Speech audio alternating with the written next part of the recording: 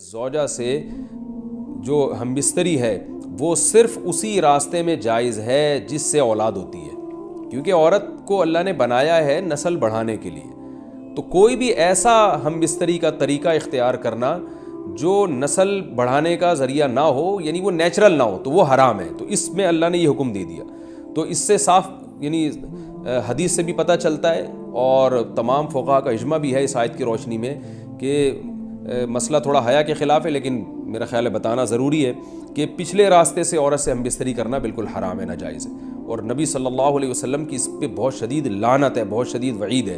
تو یہ بالکل اللیگل ہے اسلام میں کہ عورت کے پچھلے راستے سے اس سے ہم بستری کی جائے۔ جو لوگ لڑکوں سے بدفعلی کے عادی ہوتے ہیں ان کو یہ ایک چسکا لگ جاتا ہے، تو یہ حرام ہے، ناجائز ہے، کیونکہ اللہ نے بتا دیا کہ یہ تو حرث لکم، تمہاری عورتیں تمہارے لیے بمنزلہ کھیت کے ہیں۔ حرث عربی میں کھیت کو کہتے ہیں، تو بمنزلہ کھیت کے ہیں۔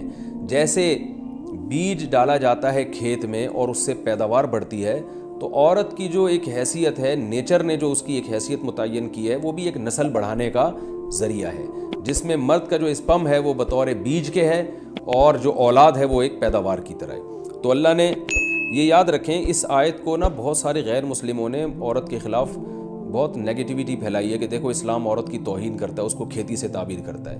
تو کچھ لفظ کسی اور زبان میں جب وہ جاتے ہیں نا تو وہ توہین کا معنی دیتے ہیں۔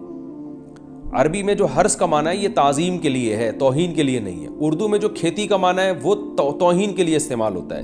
کھیتی یعنی جو پاؤں میں روندی ڈالنے والی، اور زمین جو ہے نا پاؤں میں گویا روندی، اس کو روندا جا رہا ہے۔ تو اس لیے اس کا اردو میں بالکل اسی طرح جو لوگ ترجمہ کر دیتے ہیں کہ عورتیں تمہاری کھیتیاں ہیں، تو یہ ترجمہ میرا خیال ہے اس لیے درست نہیں ہے کہ اردو میں اس کا مفہوم ہی چینج ہو جاتا ہے۔ یعنی گویا ایک عزت کے لیے جو لفظ اللہ نے استعمال کیا وہ ذلت کا ذریعہ بن جاتا ہے۔ تو اس لیے کسی بھی زبان میں جب ہم کسی بھی لفظ کا ترجمہ کرتے ہیں تو اس زبان کے ہمیں محاوروں کو دیکھنا چاہیے کہ اس زبان میں یہ لفظ کس معنی میں استعمال ہو رہا ہے۔ مثال کے طور پر ہو سکتا ہے کتا کا لفظ کسی زبان میں وفاداری کے لیے استعمال ہوتا ہو، کسی کو لوگ ڈاگ کہتے ہوں تو اس کا مقصد ہوتا ہے وفادار انسان ہے، لیکن ہمارے ہاں اردو میں گالی ہے وہ، اور آپ بولیں کہ بھئی وہ فلاں قوم ڈاگ کہتی ہے تو ہم کتا کہیں گے، تو آپ جب اس کا ترجمہ اردو میں کریں گے تو کتے سے نہیں کر سکتے۔ تو اسی طرح یہ عربی کا جو لفظ ہے اس میں بھی یہ چیز غور یعنی ملحوظ رہنی چاہیے۔ تو اس لیے اس کا ترجمہ کیا جائے گا تمہاری عورتیں تمہارے لیے پیداوار بڑھانے کا ذریعہ ہیں، نسل بڑھانے کا ذریعہ ہیں۔ فاتو حرثکم، تم اپنے اس نسل بڑھانے کے ذریعے کے پاس آؤ، انا شئتم، جیسے چاہو، وقدموا لانفسکم، اور اپنے نفسوں کے لیے آگے بھیجو، یعنی اولاد کی نیت سے آیا کرو زوجہ کے پاس، اور آخرت کے لیے انتظام کرو، یعنی اولاد پیدا کر کے جو تاکہ دنیا اور آخرت میں تمہارے لیے، فیوچر میں تمہارے لیے کام آئے، دنیا بھی داخل ہے آخرت بھی داخل ہے۔ تو اس آیت کا بھی ایک شان نزول ہے کہ صحابہ کرام تو چونکہ جو خواتین تھیں مکہ میں صدیوں سے وہ لوگ آباد تھے، ان کے سفر خاص طور پہ عورتوں کے سفر بہت ہی کم ہوا کرتے تھے۔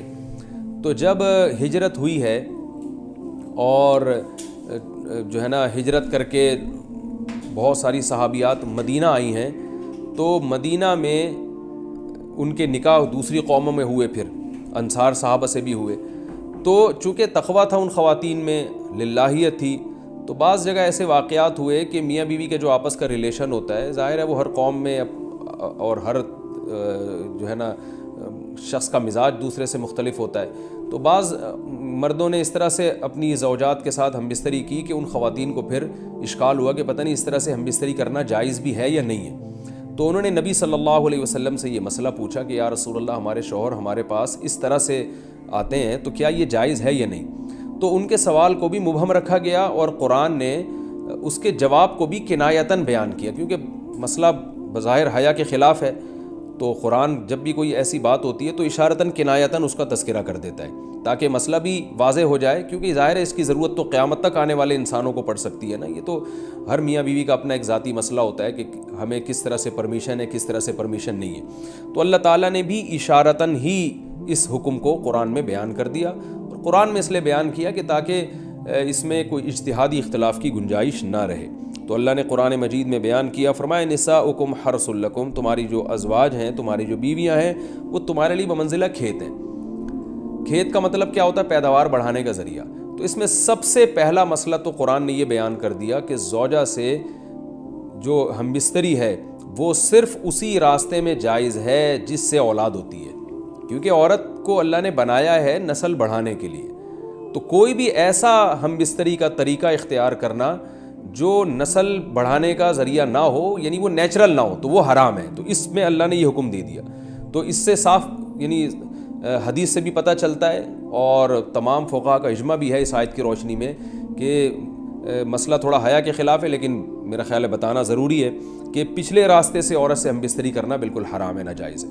اور نبی صلی اللہ علیہ وسلم کی اس پہ بہت شدید لعنت ہے، بہت شدید وعید ہے.